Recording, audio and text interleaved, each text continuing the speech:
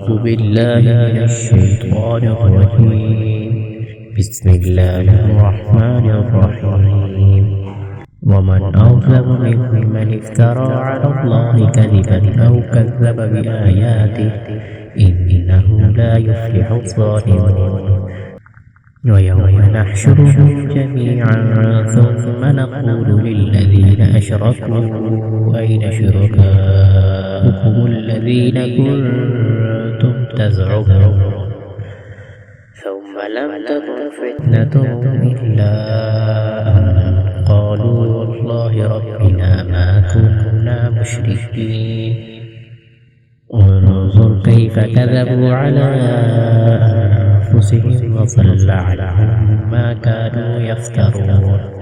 ومنهم من يستمع إليك وجعلنا على قلوبهم أكنة أن يفقهوه وفي آذانهم وقرا وإن يروا كل آية لا يؤمنوا بها حتى إذا جاءوك يجادلونك يقول الذين كفروا إن هذا إلا أساطير الأولين. وهم ينهون عنه وينأون عنه وإن يهلكون إلا أنفسهم وما يشعرون.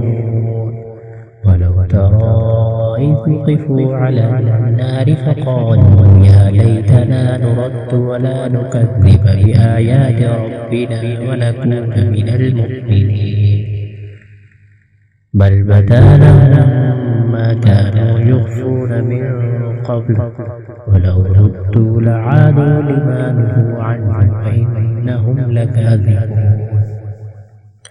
وقالوا إن هي إلا حياتنا الدنيا وما نحن بمبعوثين.